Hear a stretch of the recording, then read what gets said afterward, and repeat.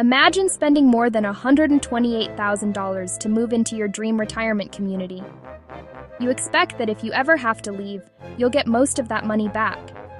But what if the retirement community says, "Sorry, you don't get a refund"? That's exactly what happened in Albaugh versus the Reserve. Shirley Vumard moved into the Reserve, a nonprofit retirement community in Iowa. To become a resident, she paid around $65,000 entrance fee and an additional $64,000 supplemental fee, along with monthly fees for housing and services. The community offered maintenance, transportation, dining, activities, and other support designed to help seniors live independently. Several years later, Shirley's health declined, and she could no longer live independently. She moved out of the retirement community.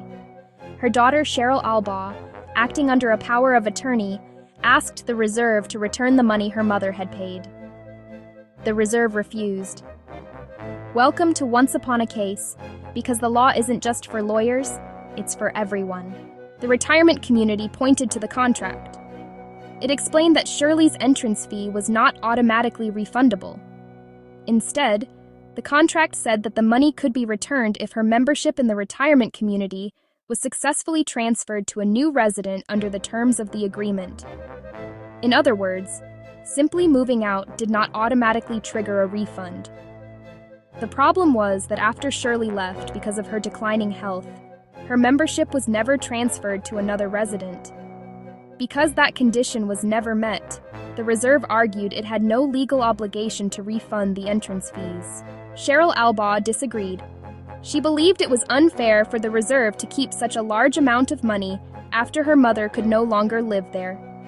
She sued the Reserve, arguing that the entrance fees should be treated like a security deposit under Iowa's landlord-tenant law.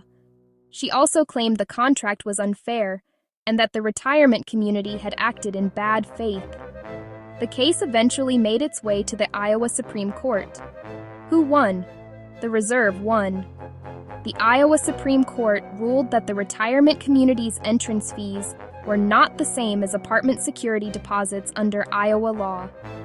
The court also held that the contract controlled the parties' rights. Because the contract required certain conditions before any refund was due, and those conditions had not been met, the Reserve was entitled to keep the entrance fees. The lesson from Albaugh versus the Reserve is simple.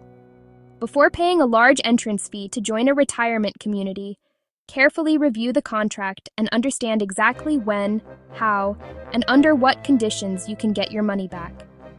What sounds like a guaranteed refund may actually depend on conditions that are easy to overlook, but can make all the difference. Thank you for watching. If you enjoyed this story, watch this case next.